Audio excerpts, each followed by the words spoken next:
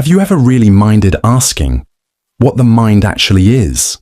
Not how it works, not what it does, but what it is. We often lump three words together: brain, mind, and consciousness. But each describes a different layer of who we are. The brain is structure, about 1.3 kilograms of tissue, neurons, chemicals, and electrical impulses. You can scan it, dissect it, measure its activity. The mind is what the brain does. It's not a place, it's a process. Thinking, remembering, imagining, deciding. It's the software running on the brain's hardware. And then there's consciousness, something else entirely. Not what the system does, but what it feels like to be the system. It's the raw sense of being aware. The mind sits between brain and consciousness. It's the layer where experience is organized, where patterns form, where the world is modeled and made usable. From an evolutionary perspective, minds didn't evolve to solve equations or write poetry. They evolved to help organisms survive. A mind lets you simulate the world internally, before acting on it. It lets you imagine, plan, hesitate, learn. It replaces blind reflex with informed decision, and that gave certain organisms, like us, a massive advantage. But the mind didn't stop at survival. It became a space for memory, language, reflection, creativity.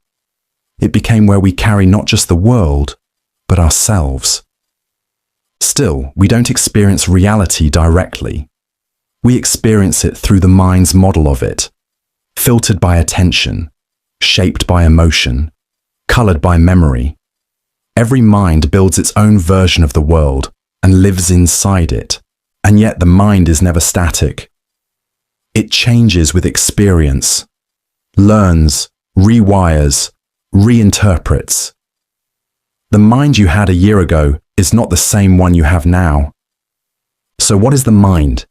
It's not your thoughts, not your memories, not your identity.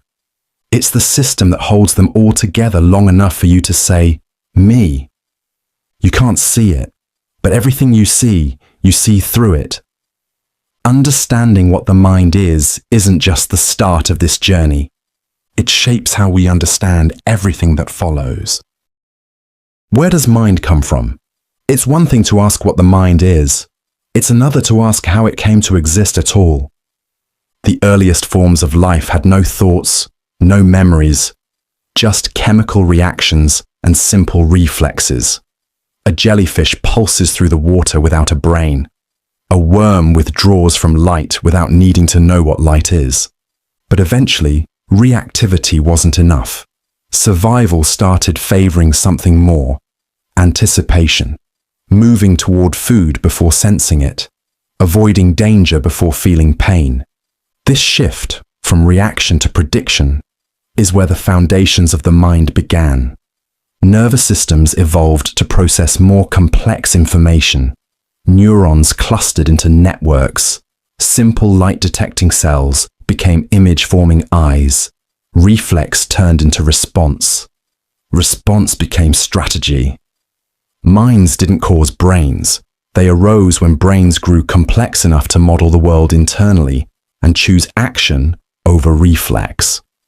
With time, organisms gained more than sensation. They built internal maps of threats, opportunities, outcomes. The world became something to think through, not just react to.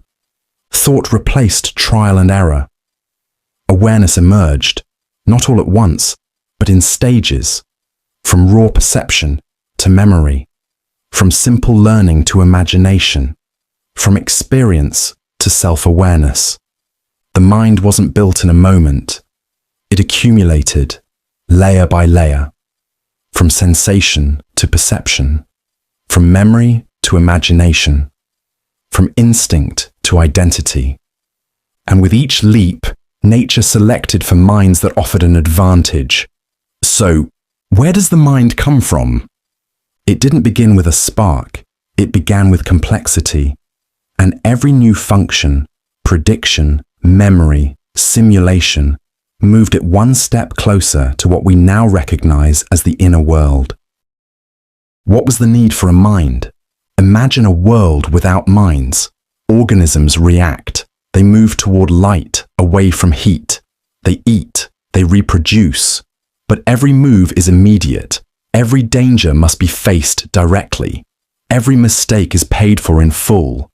Without a mind, there is no second guessing, no rehearsal, no imagining a better move before committing to action.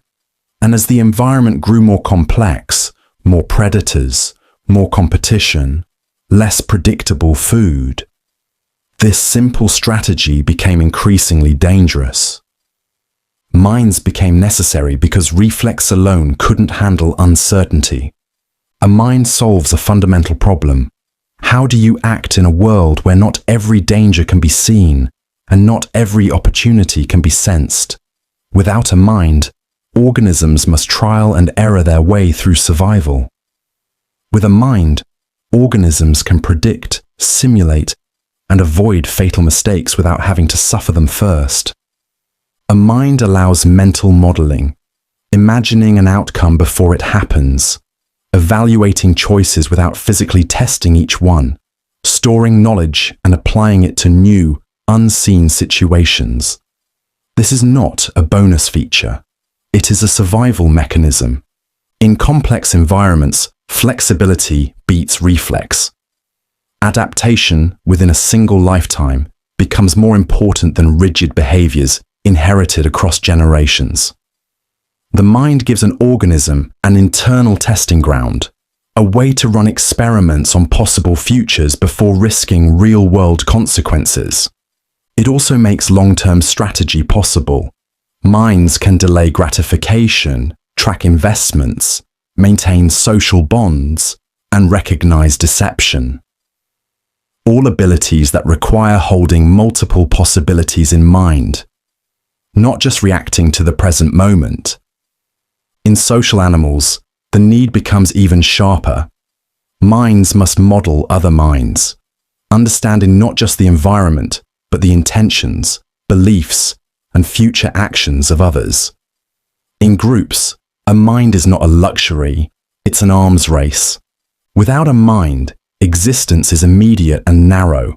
With a mind, existence expands, forward and backward in time, outward into networks of others, inward into self-reflection. So what was the need for a mind? The need was for survival beyond reflex, for planning in the face of uncertainty, for simulating dangers instead of falling victim to them, for organizing action in a world that changes faster than instinct can adapt. The mind isn't an accident of evolution. It is the first virtual reality system ever built, and the only one where the cost of failure was life itself. What does mind do? We often assume the mind is just for thinking, but thinking is only a small part of what it actually does. At its core, the mind is a model-building system. It transforms raw input, light, sound, heat, texture, into meaningful experience. You don't see photons, you see objects. You don't hear vibrations, you hear voices, music, context. The mind turns sensation into story. But that's just the surface. The mind doesn't only process the present. It navigates through time. It recalls past events, some clearly, others through distortion. It also projects possible futures, running internal rehearsals long before any action begins. Psychologists call this mental time travel. It allows us to predict, imagine, and plan. Then there's abstraction. The mind can take one specific experience, someone lying to you, and generalize it into a broader rule. People can be untrustworthy. From patterns, we build beliefs. From beliefs, expectations. The mind constructs frameworks to interpret the world, not just record it. It also tracks the self. Despite change, the mind maintains a sense of identity. It remembers your name, your goals, your preferences, your history. Even when everything around you changes, there's a thread of continuity holding the you together. That thread is maintained by the mind. Socially, the mind is an interpreter. It reads tone, posture, body language. It models what others are thinking. This is known as theory of mind, our ability to simulate other minds. Without it, trust, empathy, and society wouldn't exist. Then there's creativity. The mind doesn't just reflect the world, it reconfigures it. It takes fragments of experience and combines them into things that have never existed. Art, metaphors, inventions, stories. And when belief and reality conflict, the mind protects itself. This is cognitive dissonance. It bends perception to preserve coherence. Even when it distorts, it's trying to maintain stability. So, what does the mind do? It senses. It remembers. It predicts. It decides. It imagines. It connects. It models the world and your place in it. It doesn't just process life, it builds the experience of living it. That's what the mind does, not just to survive, but to turn information into meaning. How does mind create thoughts? You think remember, imagine, decide.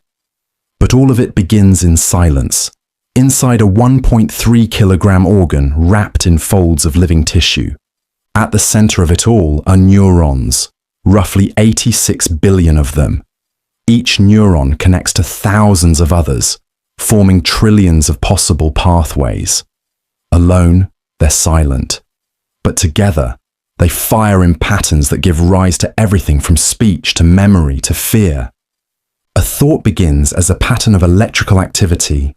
One neuron fires, then another, and the cascade spreads. Signals can travel up to 250 miles per hour, but it's not just about speed, it's about structure. The brain organizes itself into specialized circuits, some for vision, some for language, some for attention or emotion. Between these neurons are microscopic gaps called synapses.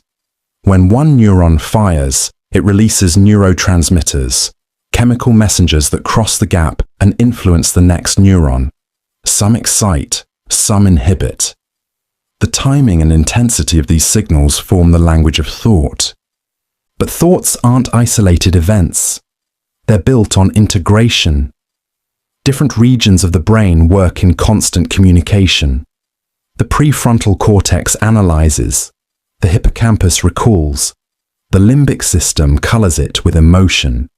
And when they synchronize, thought emerges, like musicians in an orchestra playing a single score. Even more remarkable, this system is self-organizing. Neurons that fire together tend to wire together. That means learning, memory, and even imagination reshape the brain. New thoughts leave physical traces. Experiences literally change your wiring. Your thoughts also have rhythm. Brainwaves, slow in sleep, fast in focus, coordinate different regions. These rhythms help keep the brain's activity aligned, like keeping time in a symphony. And yet, for all we know about the mechanics, one mystery remains. How do these signals become meaning? We know the pathway. A signal fires in your motor cortex, your hand moves. Another loop activates, and you recall a memory. But what turns these biological events into conscious experience? That's the part we don't fully understand. The leap from physical signal to felt thought is still unexplained. It's where neuroscience meets philosophy. So how does the brain create thought? Through neurons and synapses, through circuits and rhythms, through chemistry, electricity, and plasticity. But also through something we don't fully grasp. Maybe thought is what happens when a biological system becomes complex enough to simulate the world and itself. And maybe the next frontier isn't just mapping the brain, It's learning to listen to its patterns and recognizing ourselves inside them. When did the study of mind started? It didn't begin in a lab. It began around fires, under stars, in silence. Long before the word mind existed, humans noticed something strange happening behind their eyes.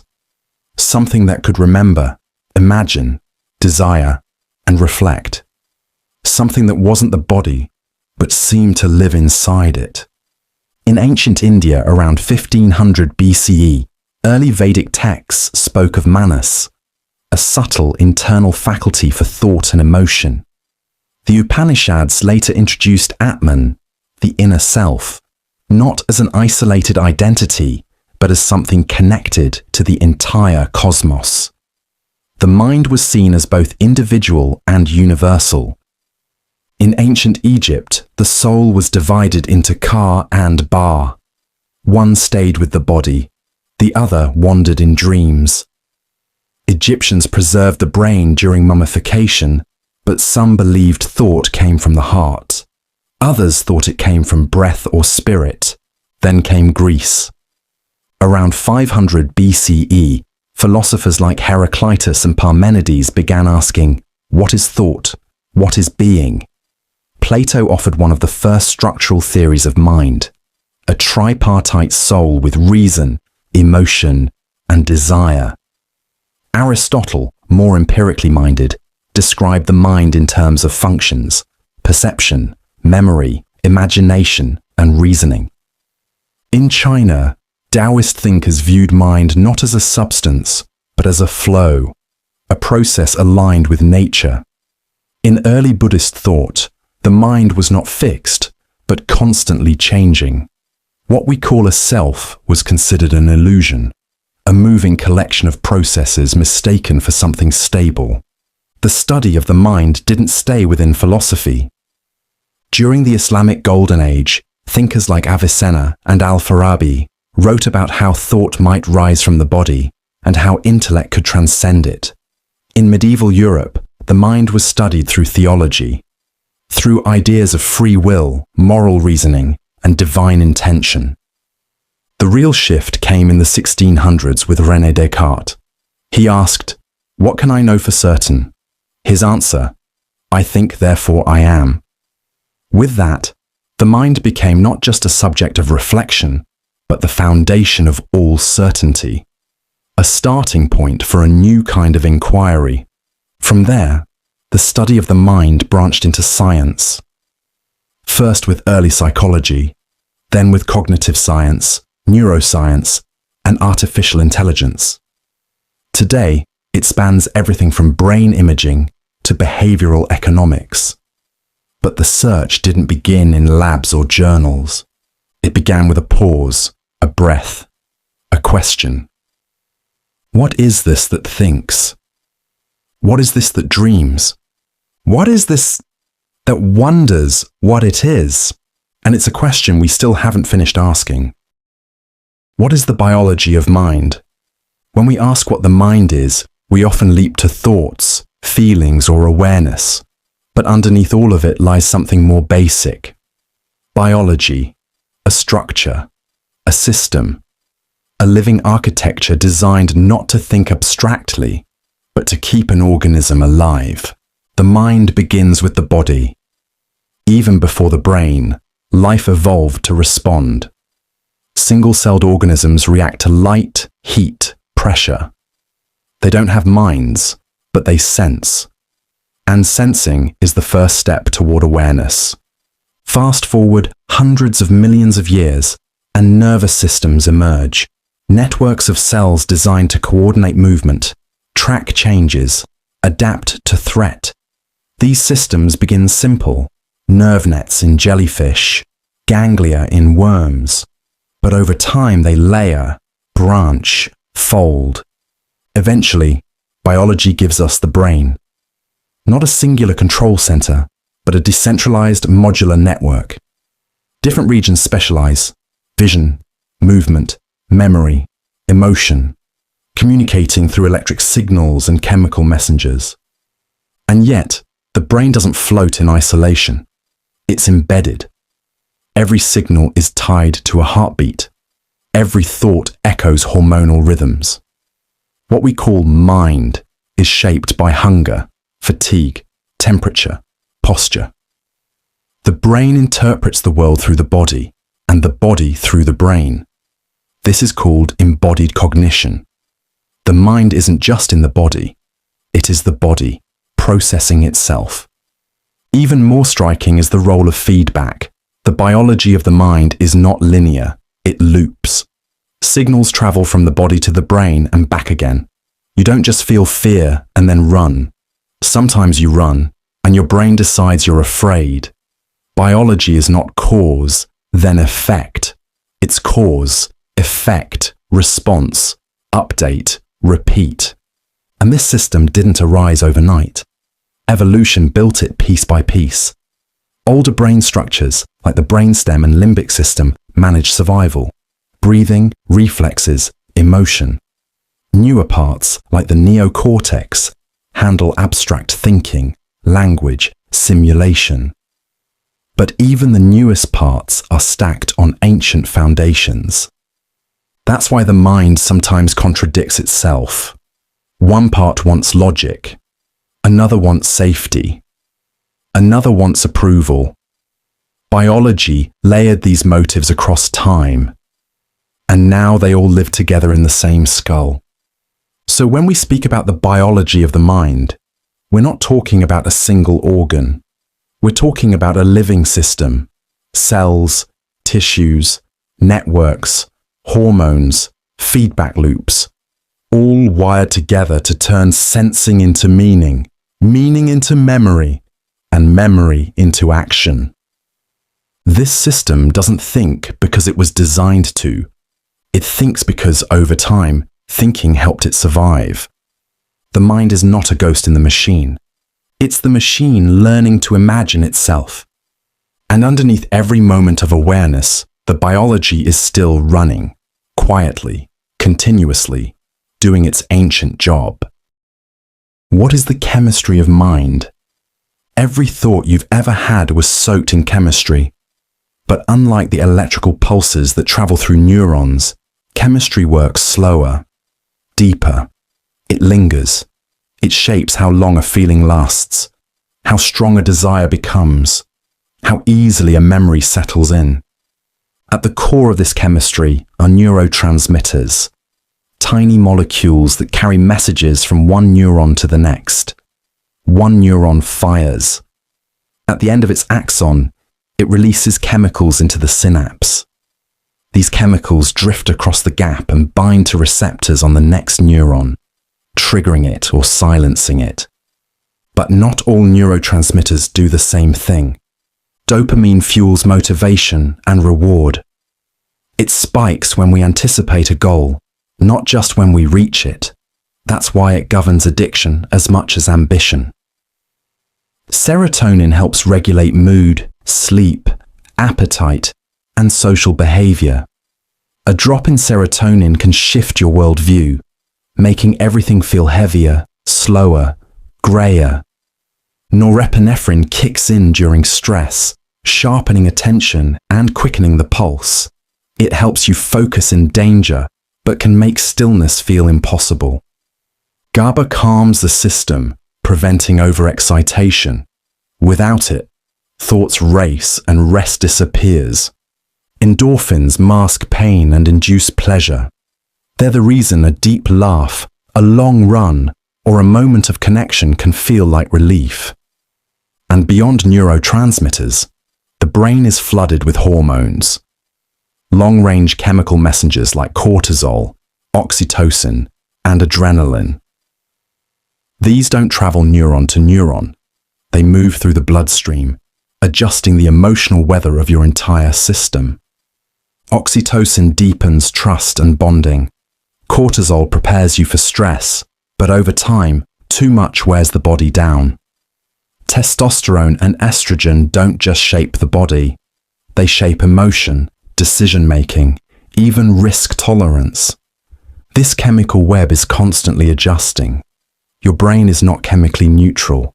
It's always leaning one way or another, primed for caution or confidence, openness, or withdrawal. And while we like to think that thoughts come first, often it's chemistry that sets the stage. You don't feel hopeful and then get a dopamine hit. You get a dopamine hit, and then the world seems full of possibility. Even the placebo effect, long dismissed as imagination, is powered by real chemical shifts, belief triggering biology. So what is the chemistry of the mind? It's not just mood swings or mental states. It's the hidden script behind every behavior, thought, and shift in attention. A molecular conversation running beneath the dialogue of consciousness. The mind is not made of chemicals, but it listens to them. And sometimes the smallest molecule can steer the biggest story. What is the physics of mind?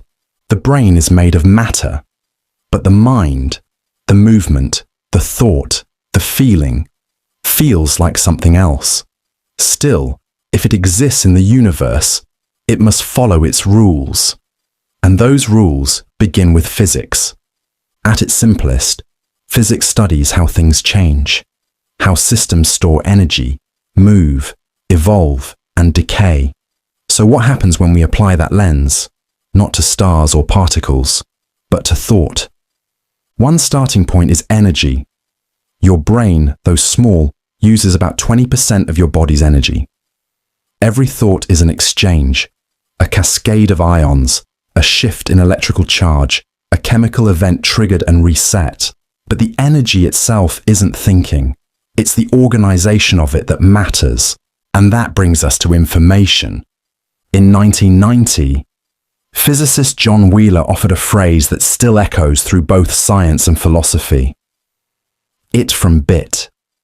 He proposed that everything in the universe, even particles, even space, might emerge from information, not substance, but distinction, yes versus no, bit by bit.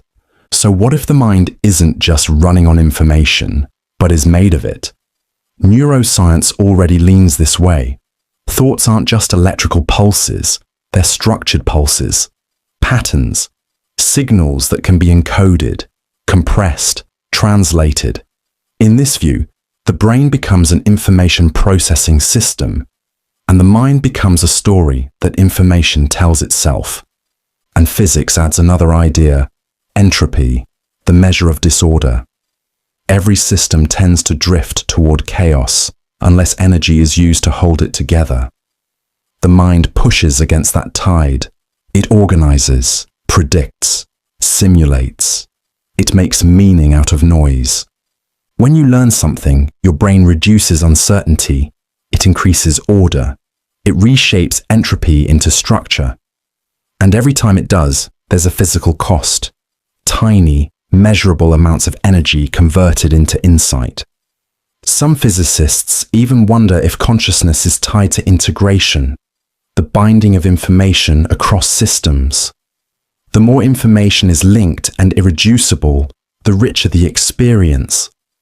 This echoes what some neuroscientists call the phi value, a number representing how much information is being unified in the brain. And then there's the quantum question.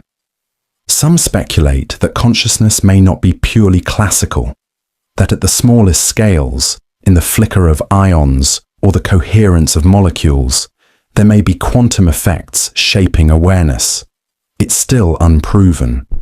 But the question remains, if physics governs everything, does it also govern the flicker of thought?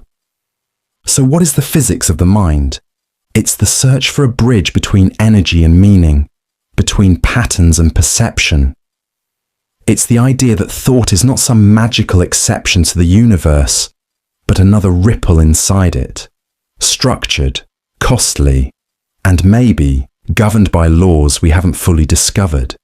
The mind might not be made of light or matter, but it moves like them, and it obeys something deeper than biology. A rhythm written into the code of the cosmos. Where does consciousness come from? Every thought you've ever had. Every sound, color, memory, feeling. All of it happens inside your head. But why does it feel like anything at all? Your brain is a physical system. Cells firing, chemicals flowing, circuits activating. But somehow, those signals don't just process information. They create an inner world, a subjective point of view, a place where the universe is felt. This is consciousness, and no one fully knows how it works. We can explain the mechanics. The brain receives input from the senses, processes it in networks of neurons, and produces output, movement, speech, memory. But that's the easy part. The hard part is this. Why should any of it come with an experience?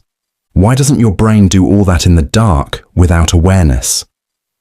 This is what philosopher David Chalmers called the hard problem of consciousness.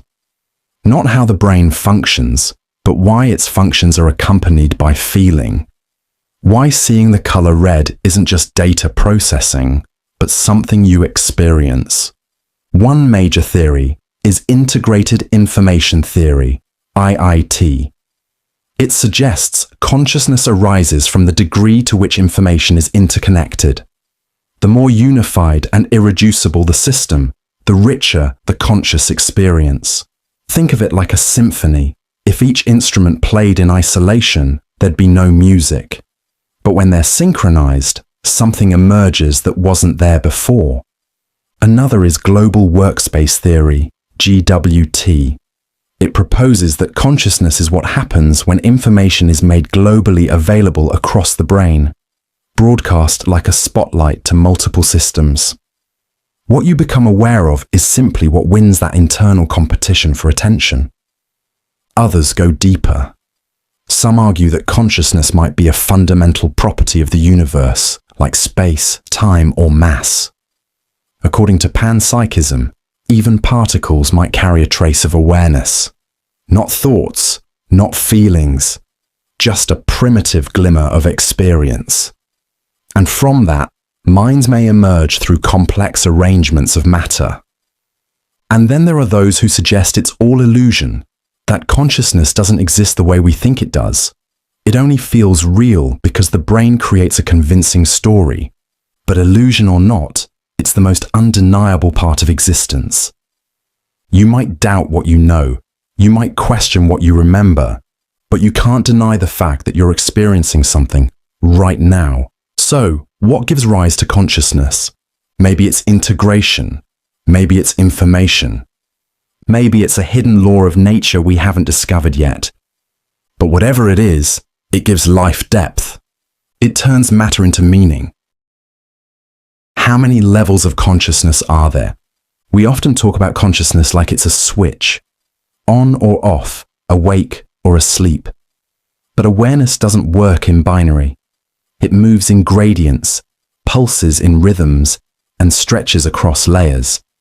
Consciousness isn't a light, it's a dimmer. Neuroscience suggests that consciousness has levels, from deep dreamless sleep to full alertness, from fragmented sensations to unified awareness. But it also has types, distinct expressions of experience that serve different purposes. Let's start with levels. At the base is unconsciousness, not just sleep, but deep anesthesia or coma, states where brain activity becomes disconnected, scattered, or silent. The body may still function, but there's no coherent experience tying it all together. Above that is minimal consciousness, brief flickers of awareness like moments in light sleep or in certain brain injuries. The mind drifts, perception is fragmentary, memory may never form. Then comes ordinary waking consciousness, our default mode. Sights, sounds, thoughts, memories, everything stitched into a single stream. It feels seamless, but even this state is a balancing act between attention and distraction, control and autopilot. Higher still is the flow state. Complete immersion. Time distorts. Self-awareness fades. Athletes, artists, and programmers describe this as peak performance, where action and awareness merge. It's not hyper-awareness, it's focused awareness. Then there are altered states, induced through meditation, psychedelics, trance, or sensory deprivation. These states can bring radical shifts in perception, identity, and time. Some feel expansive, others disorienting. But all reveal that consciousness isn't fixed, it's elastic. And above all, there's meta-consciousness, the awareness of awareness itself. When you reflect on your thoughts, question your attention, or catch yourself drifting, you're stepping outside the stream and watching the water move. But levels are only half the story. There are also types of consciousness, each serving different roles. Sensory consciousness is tied to the external world. Sight, sound, touch. It's the window into reality. Emotional consciousness gives feeling to experience, coloring thoughts with urgency, memory with meaning. Self-consciousness is the mind's ability to recognize itself as a subject, to say not just pain exists, but I am in pain. Social consciousness models the minds of others, what they know, want, feel. Without it, there's no empathy, no culture. Temporal consciousness gives you time, the ability to recall a past, imagine a future, and understand the present as a moving line. So how many levels are there? Technically, dozens. Some researchers map 5, others suggest hundreds. But maybe the point isn't the number. Maybe what matters is the range. From silence to symphony, from instinct to introspection. The more layers we recognize, the more we understand that consciousness isn't a state we enter. It's a field we move through. One that bends, folds, stretches, and sometimes even vanishes. Are there universal laws of minds? It turns out there might be. The first clue is this: minds don't just react, they predict. Your brain is constantly guessing what's about to happen. What word comes next, where the ball will land, how someone might respond. It doesn't wait for reality. It prepares for it. This is the foundation of what scientists call predictive processing. At the core of predictive processing is an idea borrowed from probability theory, Bayes' theorem. It's a rule for updating beliefs in light of new evidence. Your mind does this effortlessly. It holds expectations, priors, and adjusts them as the world feeds back new information. If your brain expects silence but hears a loud bang, it quickly revises its model of the moment. This process, prediction, error, correction, is happening constantly, even as you read this. From this loop emerges something powerful: efficiency.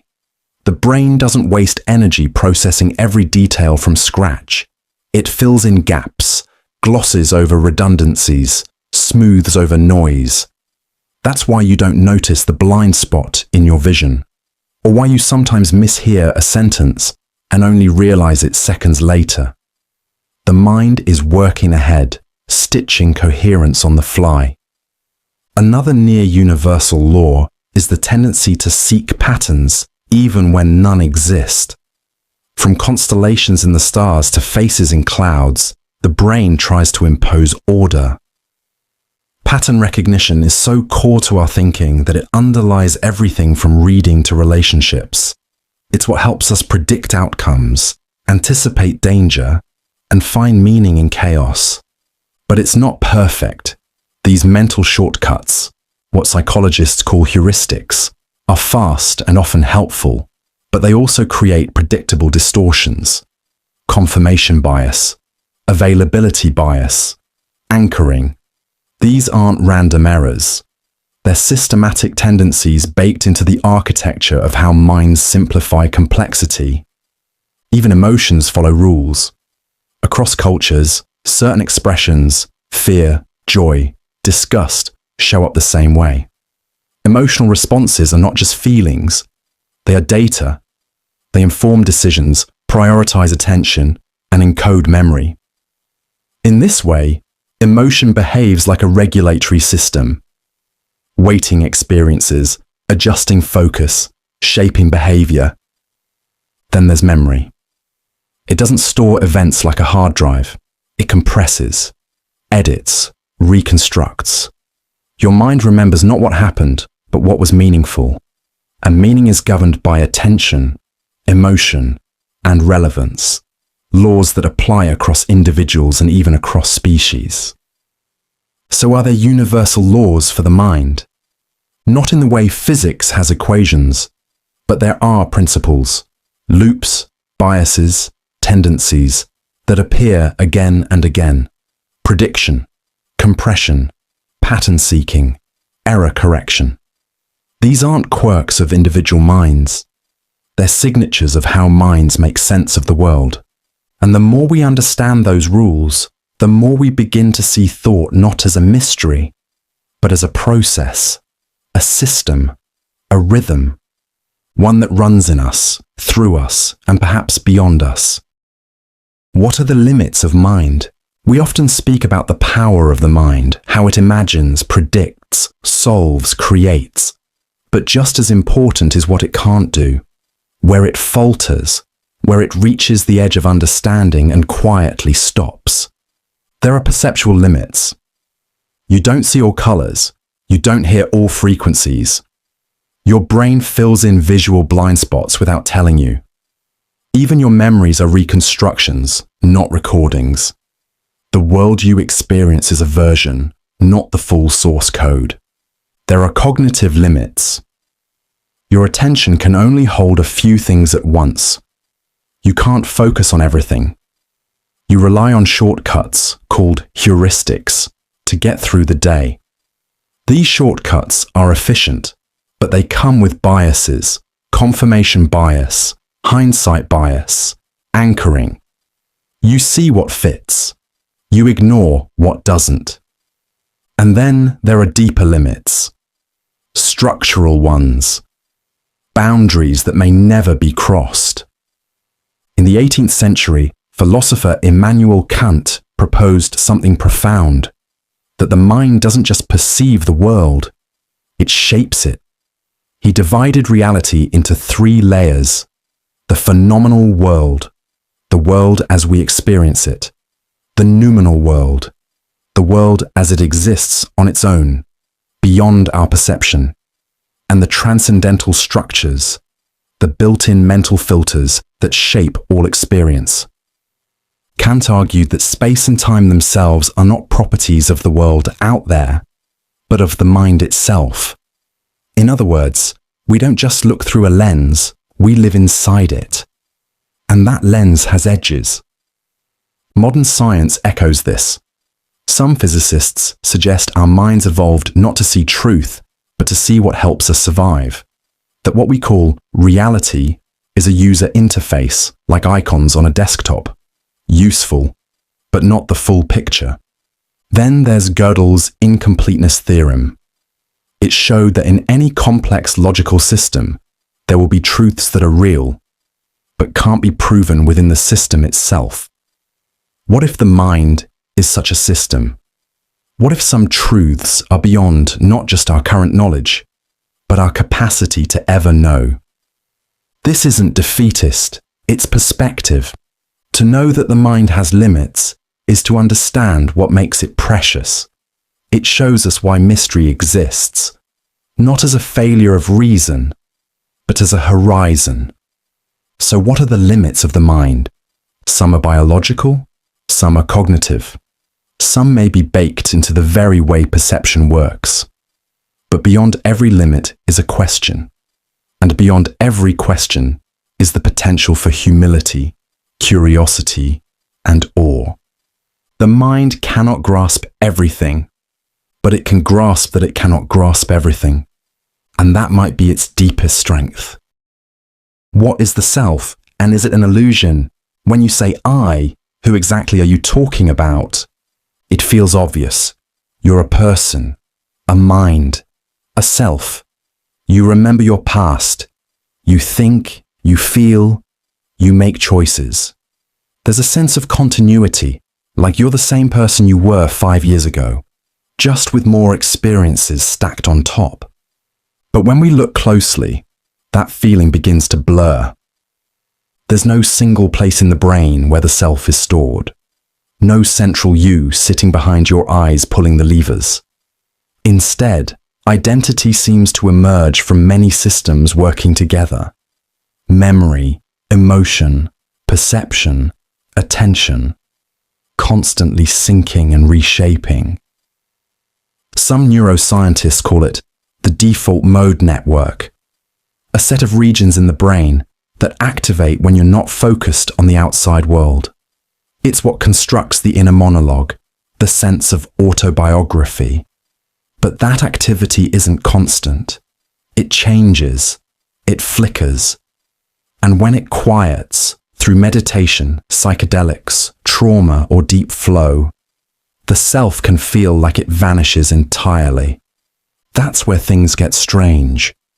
You can be fully conscious, fully aware, and yet feel no boundary between you and the world. People describe it as ego loss, self-dissolution, or simply presence, not emptiness, just absence of the usual narrator. So if the self can disappear, what was it to begin with?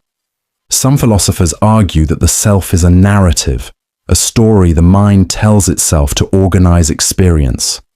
You aren't a single unchanging identity, but a collection of roles, habits, values, memories, preferences, all stitched together by memory and language.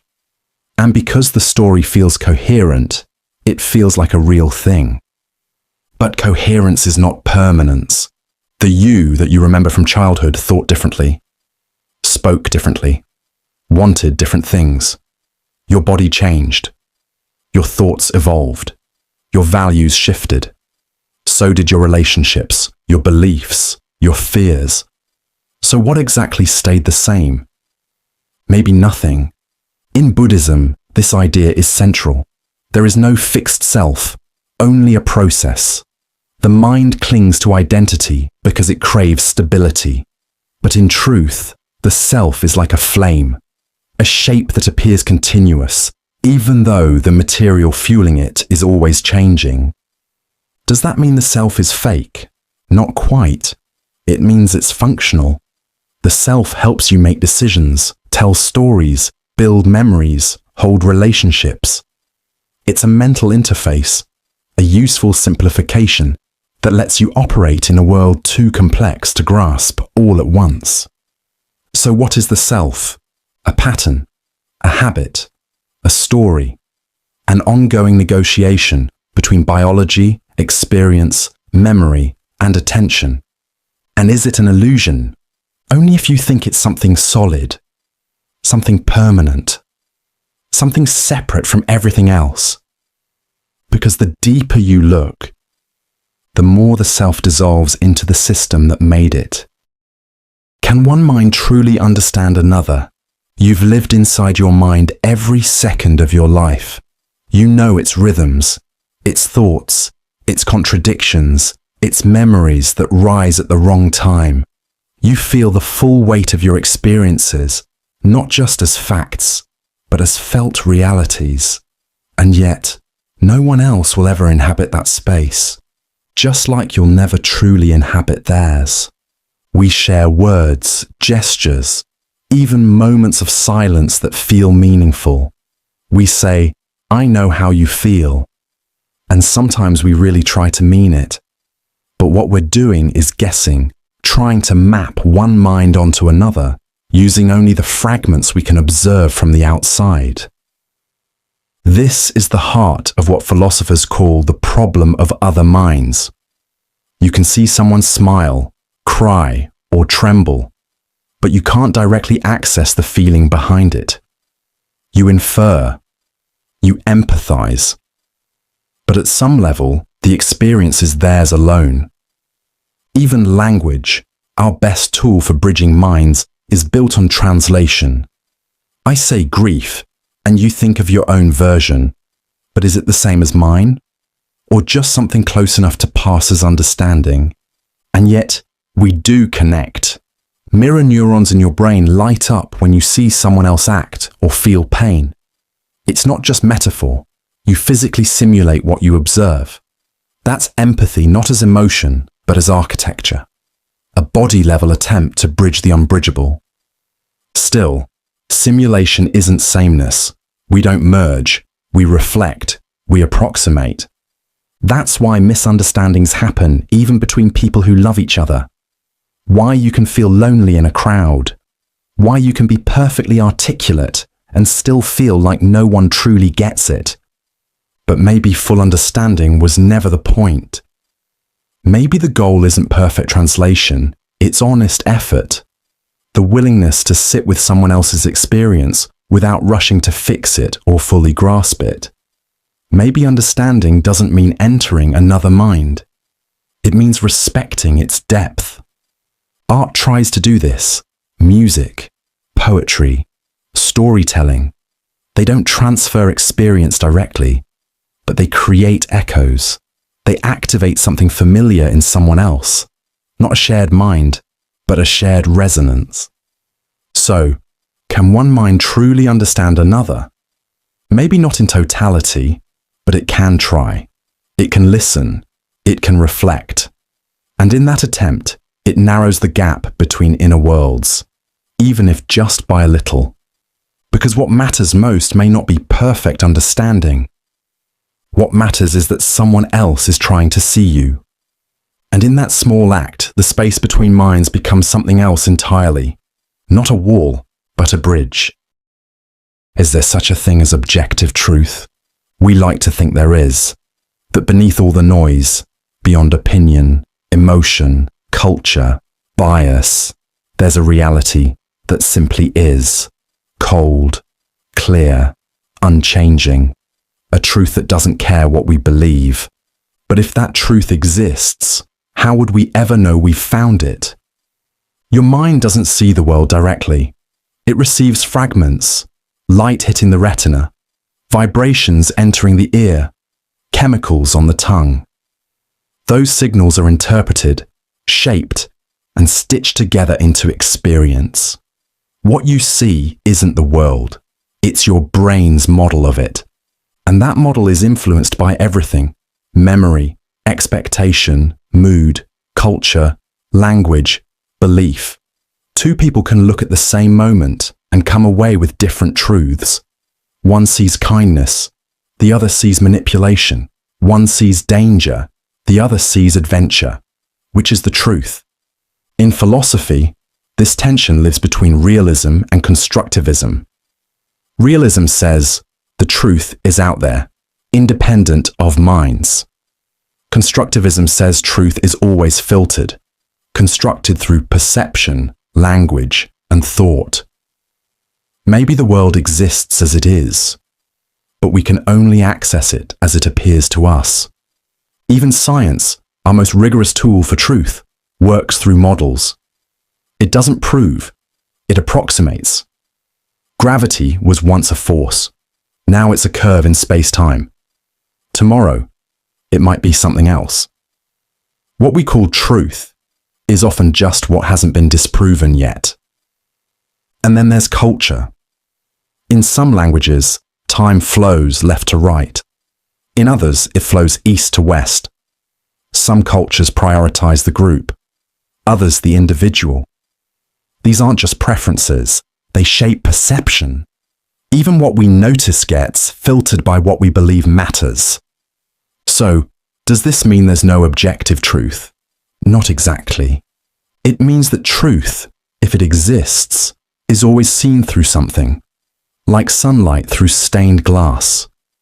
The light is real, but the colors are shaped by the frame. Perhaps objective truth is not what we see, but what we agree to approach together. Not a fixed island, but a North Star. Something we aim for, knowing we may never fully arrive. We get glimpses of it when perspectives overlap, when multiple lenses converge on the same pattern, when math, observation, experience, and emotion all point to something that feels stable, less personal, more shared. And maybe that's enough. So, is there such a thing as objective truth? Maybe. But we never hold it in pure form. What we hold are versions, stories, models. Some clearer than others, some closer than others. And truth isn't weakened by this. It becomes something we strive for, not something we possess. Not a trophy on a shelf, but a horizon the mind is forever walking toward. What is the philosophy of mind? You can think, you can feel, you can imagine a distant future and recall a childhood memory in the same breath. You can reflect on your own thoughts. But have you ever stopped to ask, what exactly is all of this?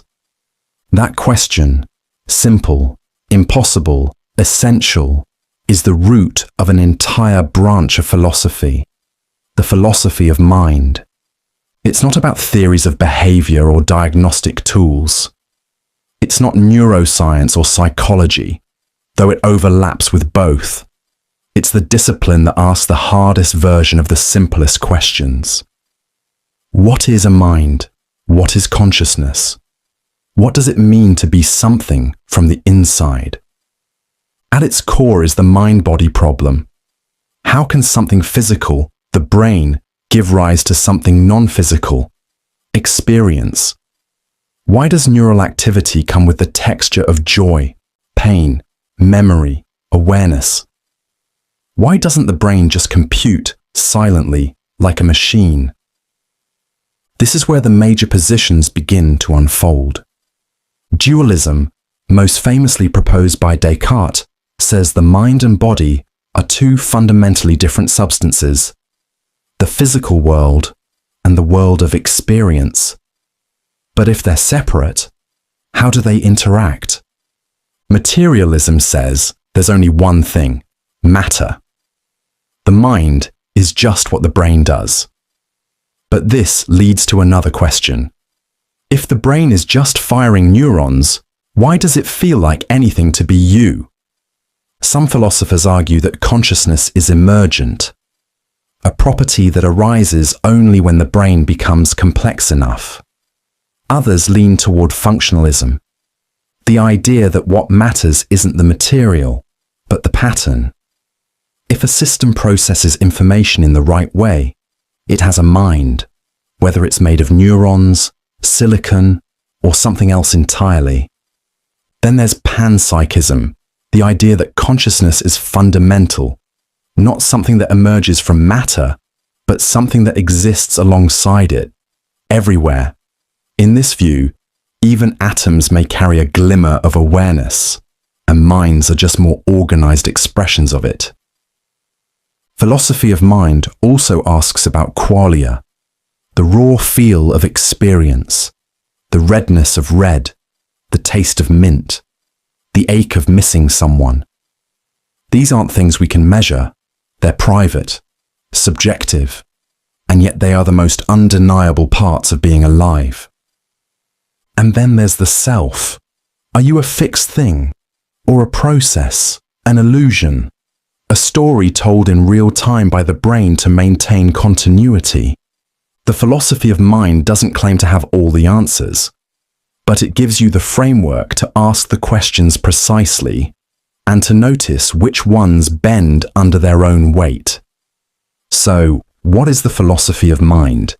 It's the scaffolding beneath every question you've ever had about thinking, feeling, dreaming, being.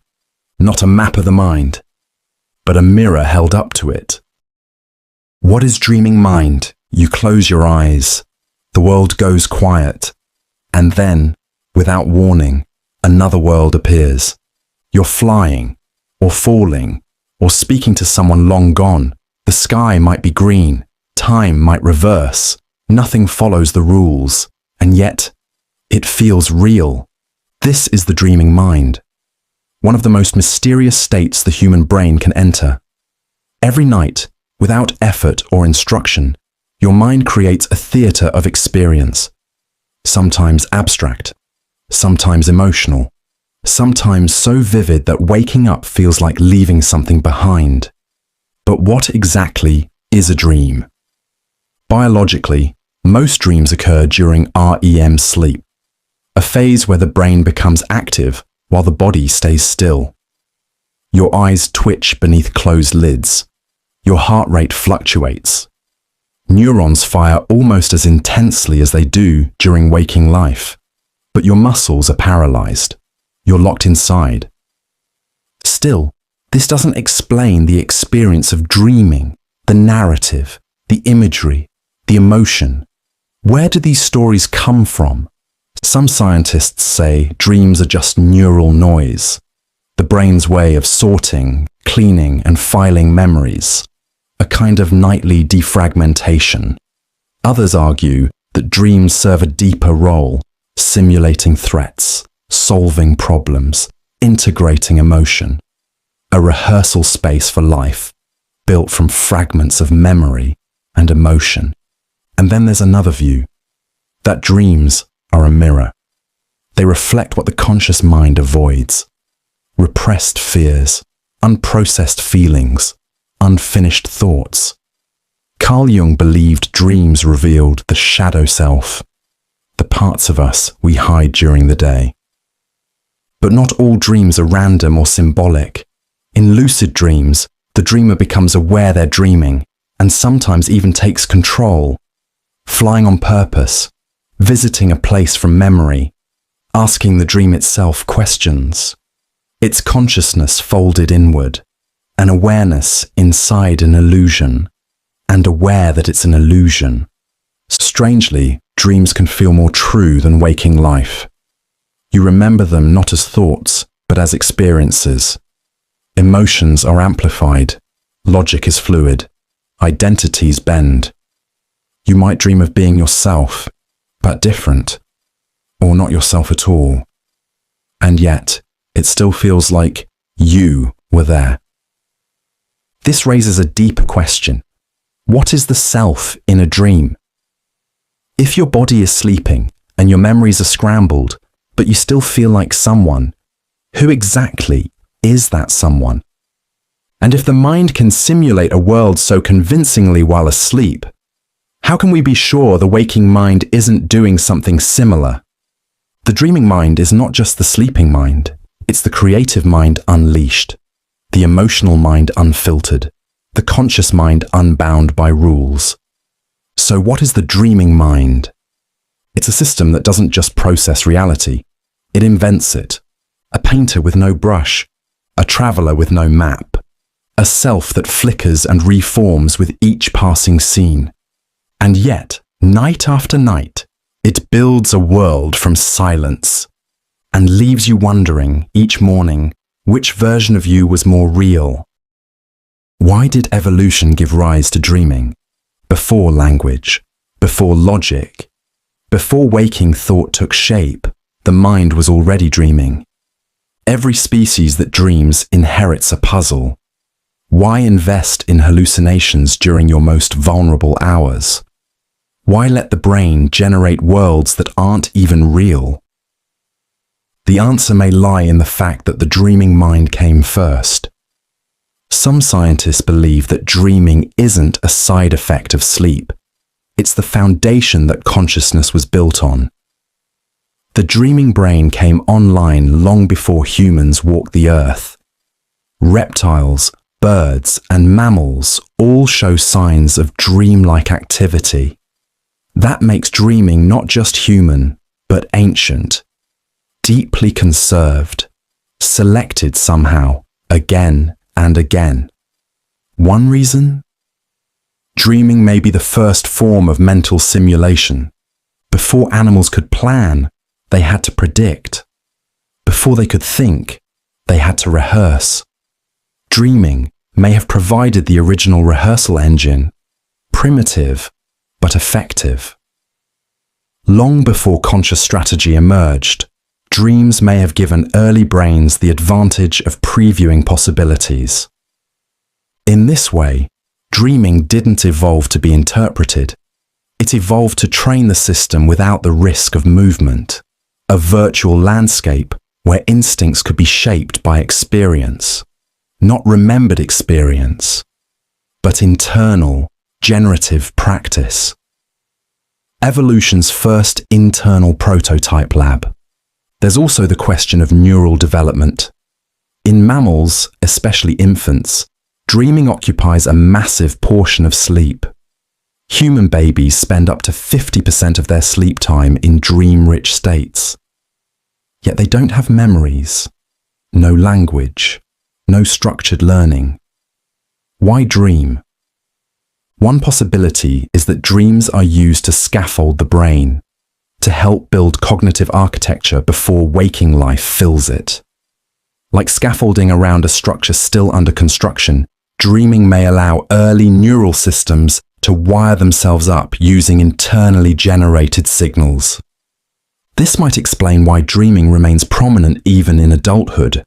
Though less frequent, it continues, possibly to reinforce cognitive flexibility. In a world that keeps changing, the brain needs ways to restructure itself without starting from scratch. Dreaming may provide those nightly micro-adjustments, not to replay the day, but to reshape how the brain relates to the future.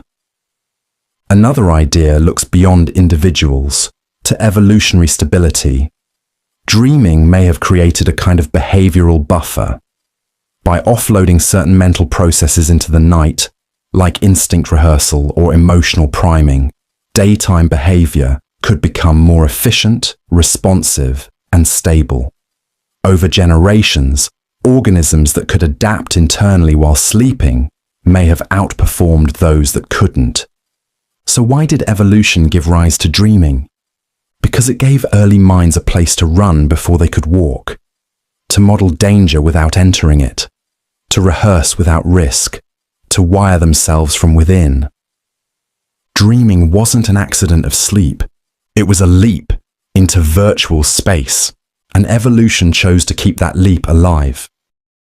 What is the role of language for the mind? Before language, there was sensation, the sound of water, the scent of danger, the pulse of hunger. Minds responded to the world, shaped by reflex, shaped by pattern, but they couldn't describe what they felt.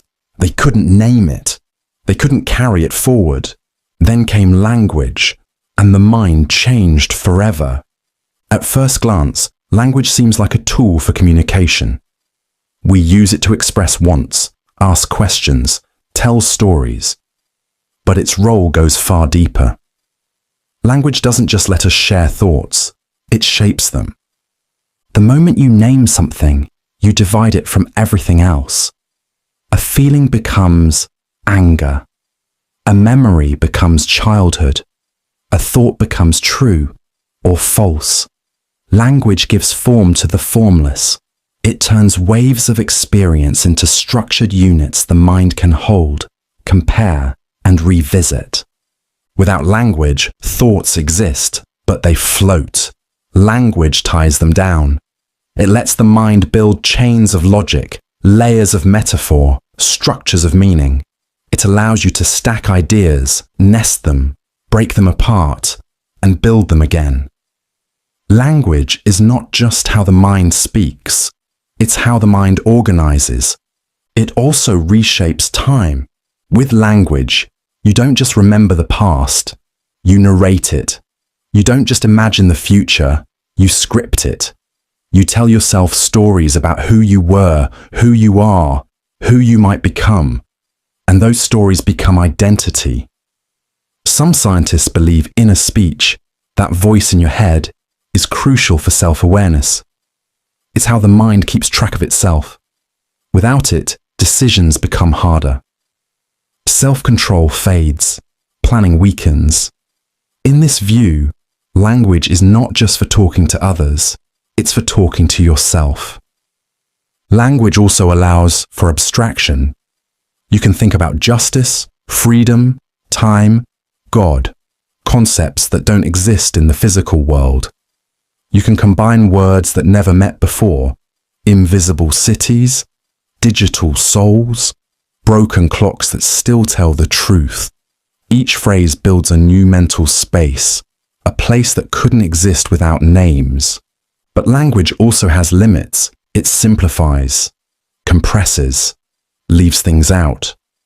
A word like love might mean something different to everyone who hears it. The more we name, the more we risk mistaking the label for the thing itself. Not everything the mind feels can be wrapped in syllables. Still, without language, the mind remains mostly private, fast, intuitive, but difficult to unpack. Language is what lets thoughts become shareable, repeatable, and recordable.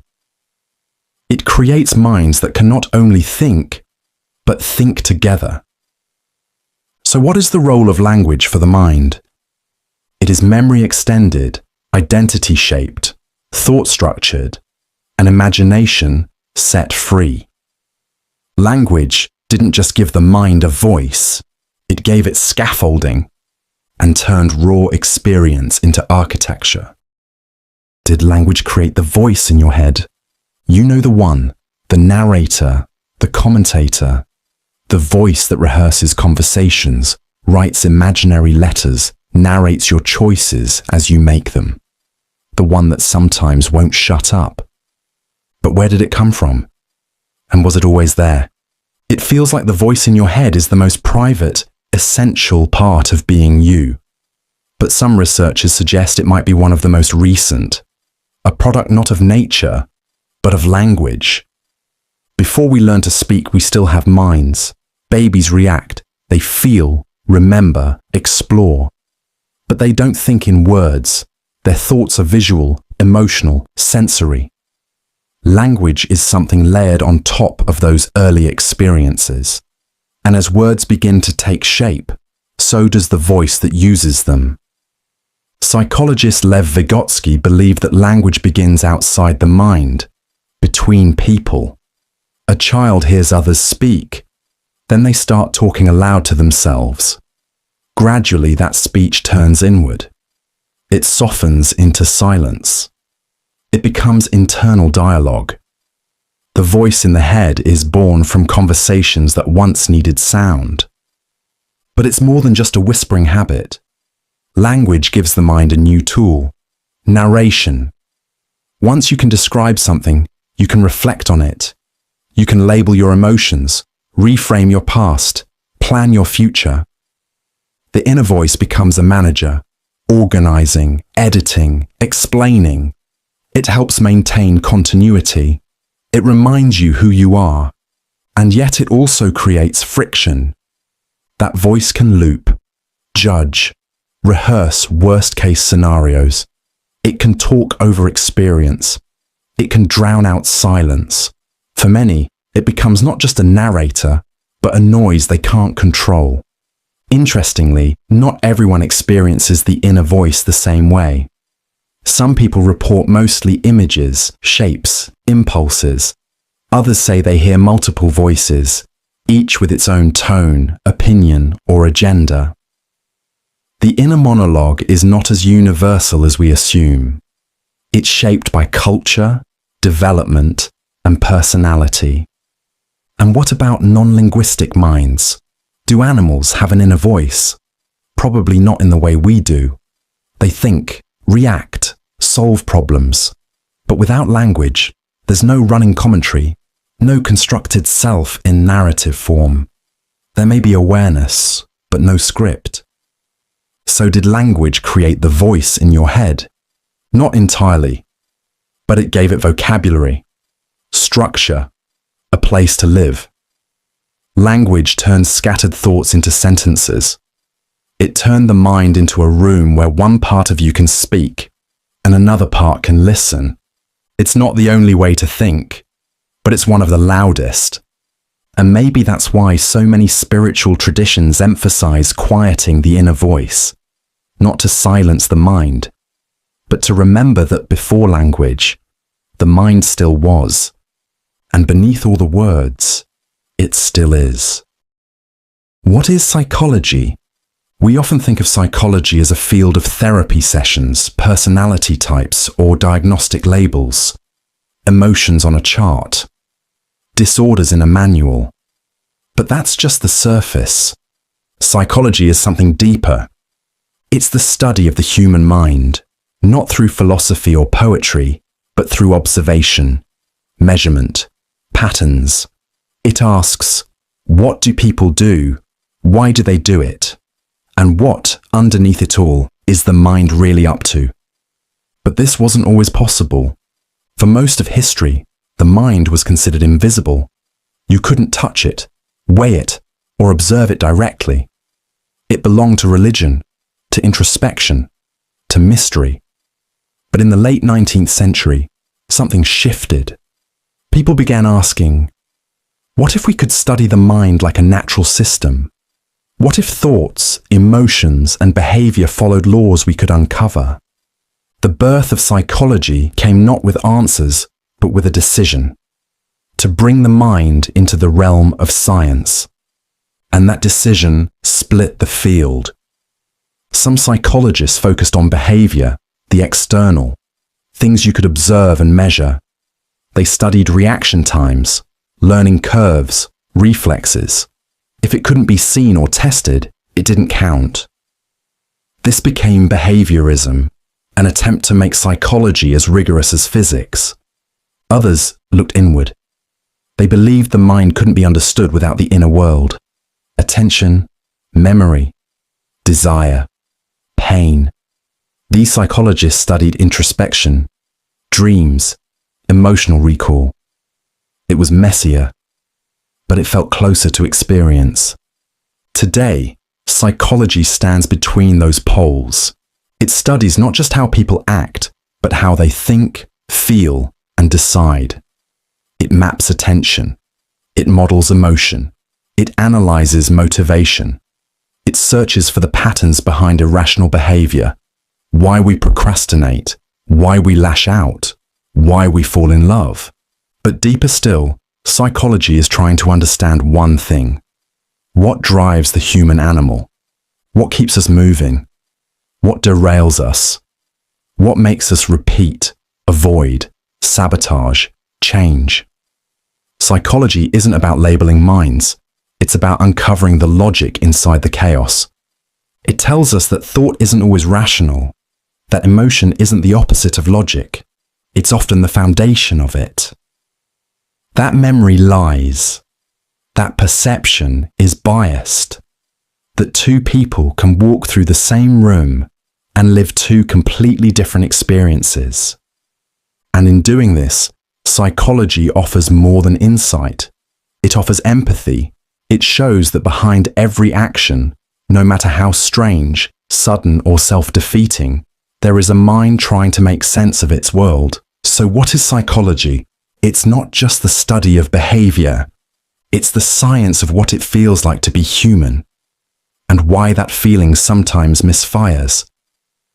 It's not a cure for the mind, but it is a mirror held up to it, one that asks quietly, continuously, not just what are you doing, but why are you doing it that way?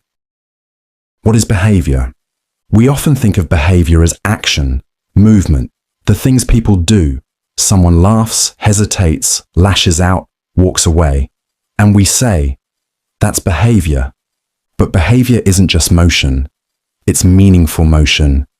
It's the mind turned outward, expressing itself not in thoughts or feelings, but in decisions, in rhythms, in visible, measurable patterns. You don't always know what someone is thinking, but you can see what they do. And that's why behavior became psychology's first language. It's observable, trackable, a living print of how the mind is adapting to the world. At its core, behavior is a response to conditions, not always conscious, not always rational, but always shaped by some internal logic. The brain doesn't wait for perfect information. It reads the moment, and the body moves. Scratch an itch, blink, check your phone, fidget while waiting. These aren't mistakes. They're small-scale strategies. Tiny calibrations between your internal state and your environment. The body adjusting itself without needing to ask permission. And some behaviors stretch far beyond the moment. Habits, routines, avoidance patterns, reactions that replay long after the original cause is gone. The mind learns from past outcomes and builds behavioral shortcuts. Sometimes those shortcuts work. Sometimes they don't. But the behavior stays because it's familiar, because it's served once. Behavior also encodes emotion. You can't always say what you feel, but your posture can, your pace, the way you enter a room. Emotion lives in movement. It doesn't hide inside you. It leaks into gestures, tone, micro-expressions. That's why you can sense tension before a word is spoken.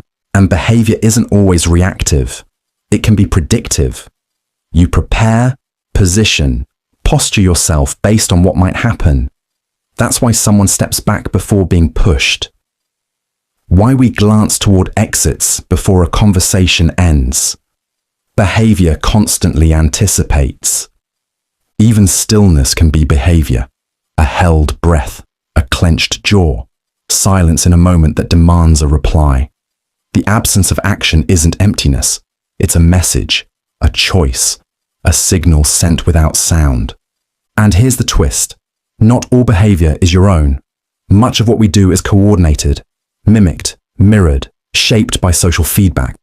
We pick up mannerisms, tone, posture, phrasing, not consciously, but automatically. We sync, we match, we blend. Because fitting in was once a matter of survival. So what is behavior really? It's not just what you do, it's how your mind navigates the world through action. It's memory, mood, instinct, and anticipation, expressed as movement. Not a symptom, not a mistake, but a language. One the body speaks fluently, even when the mind stays silent. Can the mind be simulated? It's one of the most haunting questions of our time. If a mind is just a system made of parts, patterns, processes, then in theory, it should be copyable. A mind made of silicon instead of cells. A digital consciousness. A machine that doesn't just act like us, but feels like us. But is that really possible? To simulate a mind, we'd need more than surface behavior. Not just a machine that can play chess or answer questions. We'd need a system that can feel joy, imagine futures, dread loss, reflect on its own thinking. We'd need to recreate consciousness, the spark, not just the wiring. Some scientists believe this is a matter of complexity. If we can model every neuron in the human brain, roughly 86 billion of them, and their trillions of connections, we might capture the essence of mind. This is the idea behind whole brain emulation. Scan the brain, map the structure, rebuild it in code. In this view, the brain isn't magical, it's mechanical. And if thought is what the brain does, then a simulated brain could think too. But there's a problem. A perfect simulation of water doesn't get anything wet. A perfect simulation of fire doesn't produce heat. So if we simulate a brain, does it actually feel? Or is it just acting like it does? That's the mystery at the heart of this question. Is the mind about function or about feel? Functionalists say, if it behaves like a mind, it is a mind. If it reacts, reflects, feels pain when injured, joy when rewarded, then that's enough. Whether it's neurons or microchips doesn't matter. The software is the self. But others argue that consciousness depends on biology, that there's something about the wet, organic, living nature of the brain that can't be replicated in metal and code. You might recreate the behavior, but never the awareness. And even if we could simulate a mind, whose mind would it be? Would we copy an individual, memories and all, or build something entirely new? Would it start as a blank slate, or wake up with a self? Could it suffer? Could it grow? Could it want anything at all? And then there's the ethical question. If a simulated mind can suffer, are we responsible for it? Can we switch it off? So, can the mind be simulated? Maybe. Technologically, we're getting closer. The models are growing more sophisticated. The lines between biological and artificial thought are starting to blur. But philosophically, we may still be in the dark. Because even if we succeed, we might not know if the light inside that simulation is real. And until then, the mystery of the mind remains. Not just how to understand it, but how to recreate the thing that asks the question in the first place. What is average general intelligence? We often treat intelligence like a number, a score, something you can plot on a graph and circle in red ink. But what we call general intelligence, or G, isn't a single skill. It's a pattern, a current that runs underneath problem solving, memory, reasoning, and adaptation. It's not what you know, it's how you learn. General intelligence is the ability to deal with complexity, to recognize patterns, to apply past knowledge to new situations, and to do all of that across different kinds of tasks: math, language, spatial reasoning, social situations. The term G emerged from the work of Charles Spearman in the early 1900s.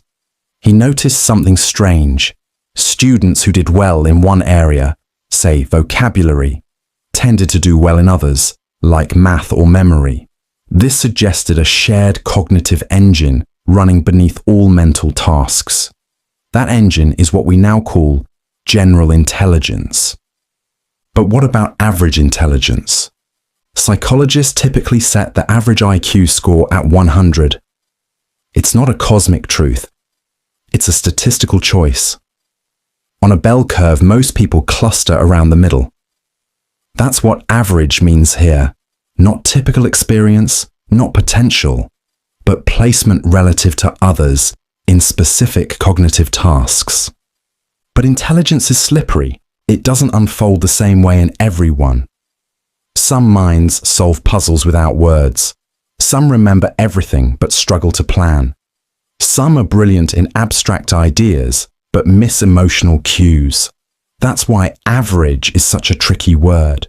It doesn't mean normal. It doesn't mean limited. It just means somewhere in the middle of a very complicated distribution. And even G doesn't tell the whole story. It doesn't measure creativity, or kindness, or curiosity. It doesn't capture the kind of intelligence it takes to de-escalate a tense room, or sense what's left unsaid in a conversation. It doesn't track how fast someone learns when they actually care about the subject. And yet, general intelligence still matters. It predicts how well someone might navigate unfamiliar problems, how quickly they adapt to changing rules. It's a kind of cognitive flexibility, an ability to shift, reframe, and find structure in the unknown. But there's something humbling about average intelligence, because even at the middle of the curve, the human mind remains extraordinary.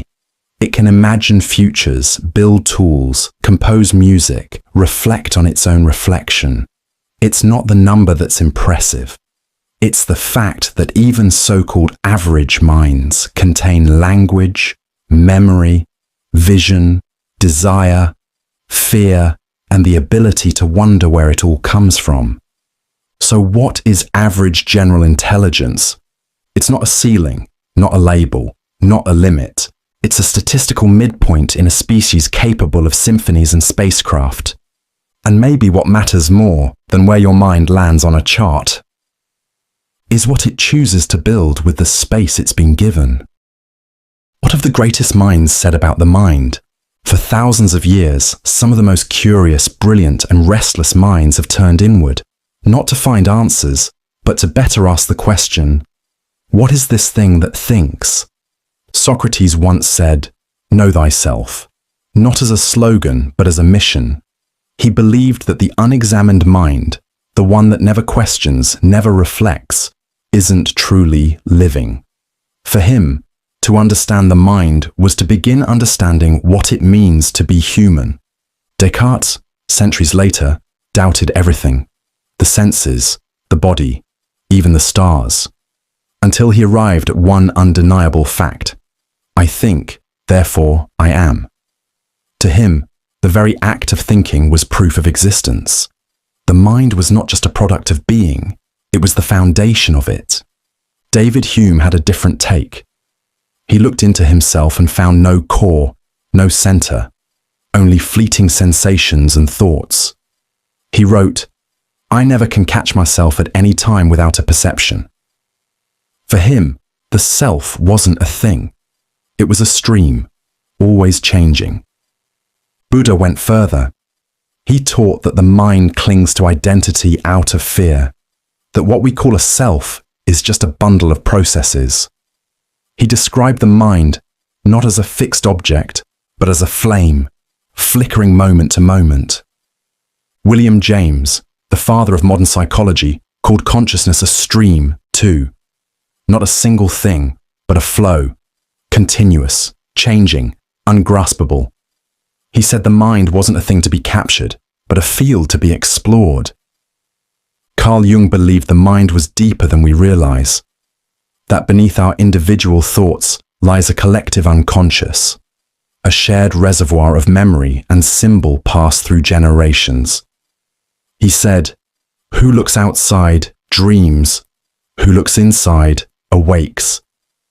Alan Turing, who helped invent the modern computer, asked if a machine could think, and in doing so, forced us to ask what we mean by thinking. He blurred the line between artificial and human minds, not with answers, but with a question we're still living with today. Patricia Churchland, a modern philosopher, reminds us that the brain is not a ghost box. She writes, "The mind is what the brain does, and yet, even in this clarity, mystery remains." Each of these minds disagreed with the others. Each saw from a different angle, but they all touched something invisible, something you can't point to, but feel every day. So what have the greatest minds said about the mind? That it is a stream, a flame, a mirror, a mystery. That it is not just what you have, but what you are, and what quietly you are always becoming. Does universe only exist because of mind? We assume the universe is out there, solid, silent, indifferent. Galaxies spin, stars collapse, time flows forward. But at some point, one small corner of it became aware. A mind opened, and in that opening, the question formed. What is all of this? And more unsettling still, would any of it exist without a mind to ask? Physics doesn't flinch at this question. In fact, it quietly invites it. The anthropic principle says the universe appears the way it does, because we're here to observe it. Not that it was made for us, but that it had to be this way for us to even ask. Out of all possible combinations of physical laws, we live in one that allows minds to emerge. Coincidence or necessity? Then there's quantum theory, where particles don't seem to settle into definite states until they're observed, until measured, until witnessed. It's as if reality holds its breath, waiting to be noticed. Some physicists say this is just math. Others say it might be telling us something deeper. Could it be that observation is not a byproduct of the universe, but one of its pillars? Philosophers like George Berkeley believed the world only exists because it's perceived. He wrote, "To be is to be perceived." Without a mind, a tree falling in a forest doesn't just make no sound. It might not even be there in any meaningful way. More recently, thinkers like John Wheeler proposed the idea of a participatory universe. That reality isn't a static stage, but an unfolding script, written only as it's read. In his words, the universe does not exist out there, independent of us. Of course, this doesn't mean the stars vanish when you blink, or that the moon disappears when you sleep, but it raises a possibility that mind and cosmos are not separate but entangled. That what we call the universe is only half the equation. The other half is awareness, And here's the twist. If no mind had ever appeared, would we even be asking if the universe exists? So, does the universe only exist because of mind? Maybe not in substance. Maybe the atoms, the fields, the dark matter all persist regardless. But the experience of a universe, a sky, a moment, a question, requires a witness, a consciousness, a mind. Without that, the cosmos might still spin. But there would be no one to know it had ever spun at all. And in that sense, the universe may not need minds to be real, but it might need them to be meaningful. Will we ever understand the mind completely? We've mapped its anatomy, named its lobes, tracked its pulses, watched neurons light up like constellations. We've built theories, models, machines. We've broken it into parts: emotion, memory, attention, self. And yet it slips. The more closely we look, the more the mind seems to blur under the microscope. Like a dream you can't quite remember. Like a voice fading just as you begin to listen. Why? Maybe because the mind is not just the object of study, but the tool doing the studying. A mirror trying to reflect itself. A flame trying to see its own fire. Every insight is filtered through the very thing it's trying to reveal. Some scientists believe we're close. That once we model enough neurons, once we decode the full complexity of the brain, the mystery will collapse into understanding. Others disagree. They say there's something about experience, subjective, first-person, raw, that no scan can ever capture. Philosopher Thomas Nagel once asked, "What is it like to be a bat?" Not in behavior or biology, but in experience. The bat's sonar, its spatial sense, its pulse of the world. That question still echoes. Because even if we explain how the mind works, do we ever fully know what it feels like to be someone or something else? There's also the question of limits, not of knowledge, but of cognition itself. Maybe the mind was designed to survive, not to understand itself. A flashlight can't light up the bulb inside itself. It was never meant to. But maybe that's not a failure. Maybe the mind isn't something to be solved like a puzzle, but listened to like a song. Understood not in full, but in rhythm, in mood, in motion. Because the very act of wondering, of searching, reflecting, asking, is already part of what it means to have a mind. To chase questions you know may never settle, to explore the landscape of thought, even if the map is always shifting. So will we ever understand the mind completely? Maybe not. But maybe we don't need to. Maybe the beauty of the mind isn't in its clarity, but in its depth, in the way it can ask, feel, imagine, dream. And maybe the deepest understanding of the mind is the quiet awe of realizing you're inside one. What will future minds be like? The mind you're using to hear these words is a product of deep time. Millions of years shaped its circuits. Stone tools, firelight, language, memory. Evolution didn't design it to understand particle physics or code or galaxies. It designed it to survive, to bond, to wonder. But now, something is shifting. For the first time in history, a mind has begun to redesign itself. With machines, with chemicals, with wires and code and questions no other species has ever asked. So what comes next?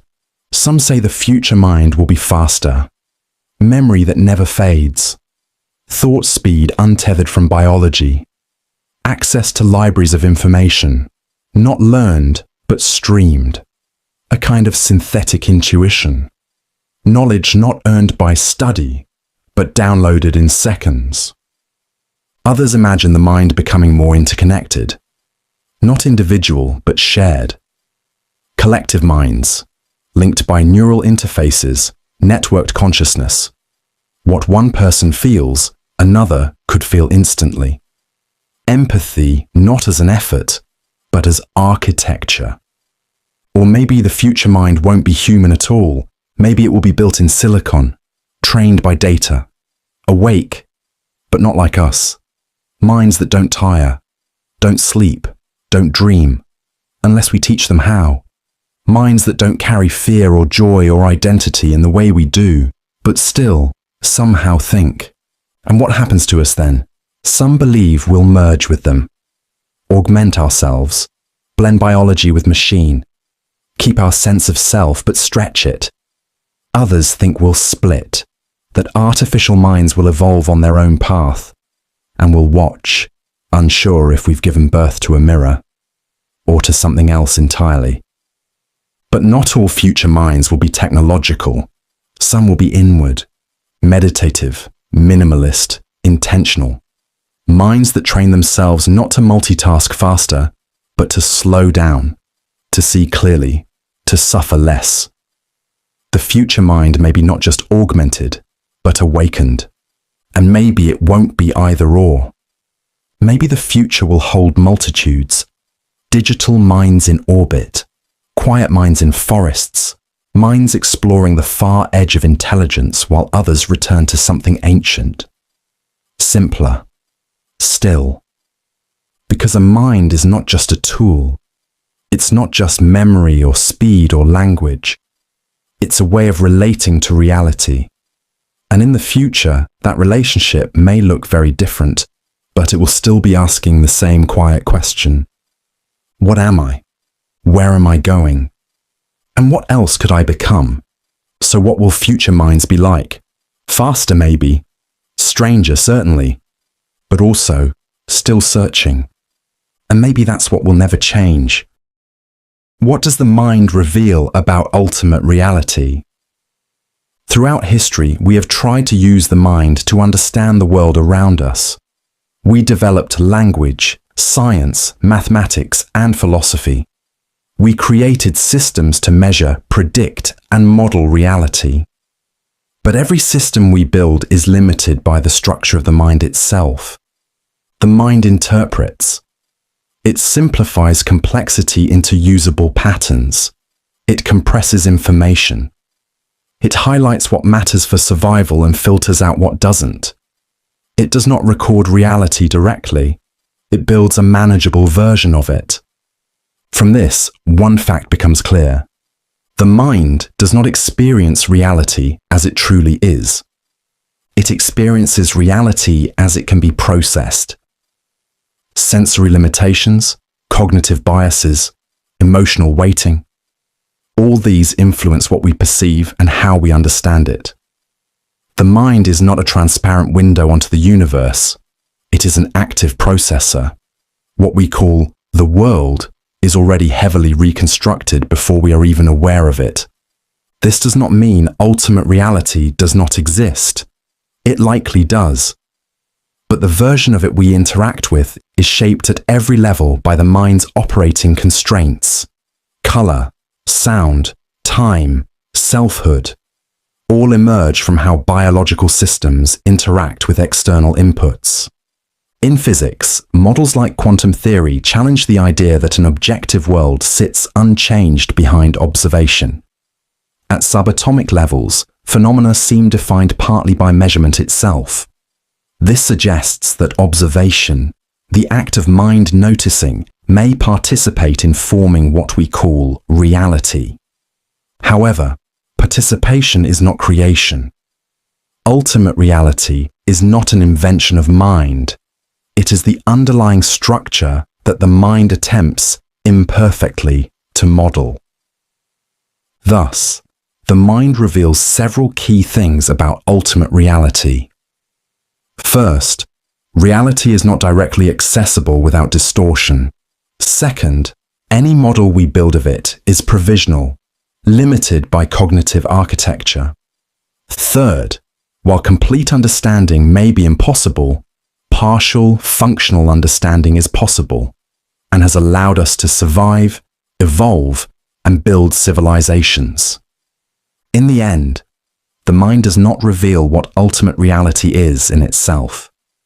It reveals what reality appears to be when processed through a particular type of evolved cognitive system. And recognizing this limitation is not a defeat. It is the beginning of using the mind more carefully, aware of both its power and its boundaries. Ultimate reality likely exists independent of our thoughts about it, but every thought we have about it passes through the filter of mind. Understanding that filter is as close as we may ever get.